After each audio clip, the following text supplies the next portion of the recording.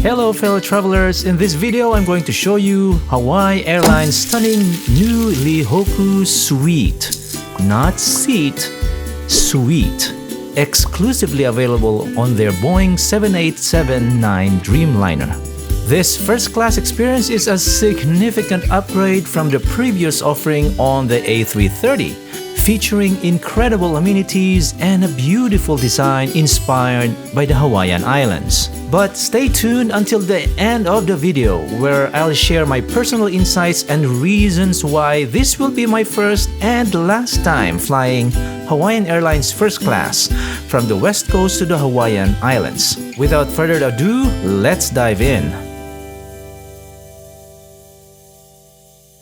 As I entered into the new aircraft, the first-class cabin immediately caught my eye. The cabin layout was a refreshing change, featuring a 1-to-1 configuration as opposed to the usual 2-to-2 setup in the A330. The cabin has beautiful mood lighting, and if you look closely, you can see tiny LED lights on the ceiling that are like stars when the cabin lights are dimmed. A unique feature of the Boeing 787 was the absence of traditional window shades. Instead, each window has a button that allowed you to adjust the brightness. But the dimming and brightening process took a little longer than I expected. Upon arriving at my suite 3J, I was immediately captured by its stunning design and contemporary features. It was clear that a lot of thought had gone into the suite's layout, although there were a few areas that could have used some enhancement. The first thing that really stood out for me was the seat, an Adient Aerospace Ascent seat, upholstered in brown with a hint of blue accent. Whether sitting upright or reclining in bed mode, the seat offered exceptional comfort. Adjacent to the window, you'll find a chic lamp, adding a touch of elegance to the suite.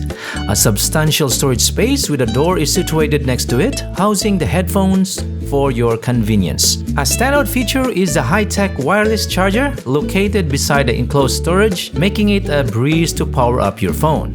A wooden bracket ensures your device stays secured while charging. Beneath the storage and wireless charger, there's a TV remote with a retro design, a power outlet, and a USB port, all mounted on a wooden surface. The old-school TV remote, however, seems out of place in the otherwise modern suite. I'm not sure why Hawaiian chose this particular design. Further down, there's a stunning marble countertop encased in leather, adding a touch of luxury to the suite. An additional storage space with a textured surface is conveniently located next to it. This suite truly marries style and functionality. Directly before me, an 18-inch, very responsive entertainment screen takes center stage, enhanced by a sophisticated backlight. Right below the screen is a textured tray table designed for effortless deployment during meal service. Adjacent to the entertainment screen, a special nook houses magazines and safety features. And of course, it wouldn't be a suite without a door, right? The door that left a lasting impression on me was the one from Qatar Airways Q Suite. Solid, sturdy, and fluid in its operation. Regrettably, the door in this suite was quite the opposite. It felt flimsy and wobbly, lacked smoothness when opening or closing, and there was a noticeable gap. It didn't close completely. However, despite these shortcomings, the door still provided a significant level of privacy for each passenger. On this short flight, passengers are provided with a small pillow and a fleece blanket, identical to those found on their A330 aircraft. With the introduction of a new aircraft and the upgraded first-class suite, I had anticipated enhancement to the comfort kit, such as a larger pillow and a fabric pillowcase. Unfortunately, the smaller pillow doesn't offer much comfort during sleep. Also, I was hoping for internet access on the Dreamliner, but I was so wrong. There was no internet access. What a bummer. This is the latest aircraft without internet access. For now, internet access is only available on their A321neo aircraft. While we were still on the ground, I checked the menu for this flight. I didn't really expect much since it was only a 5-hour flight. It is only the main course that has an option, and I went for the pancake meal. But there are a lot of options for alcoholic beverages and cocktails.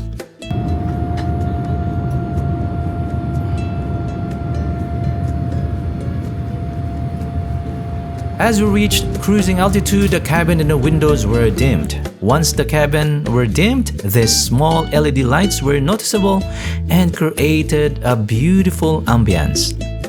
A few minutes later, the crew started serving breakfast to passengers.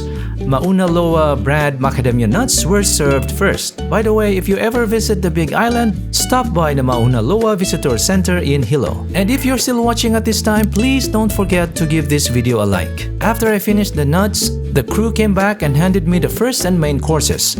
They consisted of a croissant with butter, a muffin, mixed fruits, and of course the main course, pancakes and sausage with fruit compote and syrup. I dove right into the croissant while it was still warm. It was delightfully rich and buttery despite lacking the expected crisp and flaky texture. Being a pancake lover, I always had a soft spot for Denny's pancakes. Yes, I love Denny's pancakes. Their fluffiness, moistness, buttery flavor, and a sweet aftertaste are simply irresistible. I was hoping for a similar, if not better, experience with these pancakes. So I generously drizzled with the syrup and topped them with a fruit compote. However, I could already sense that they lacked the desired fluffiness.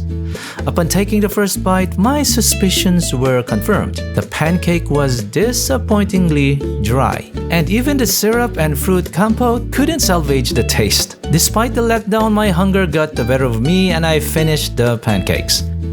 Thankfully, the muffins were a saving grace with their pleasing taste. When it comes to regional airlines, JetBlue hands down offers the best meal in first class. Following the rather average meal, I chose to catch some sleep.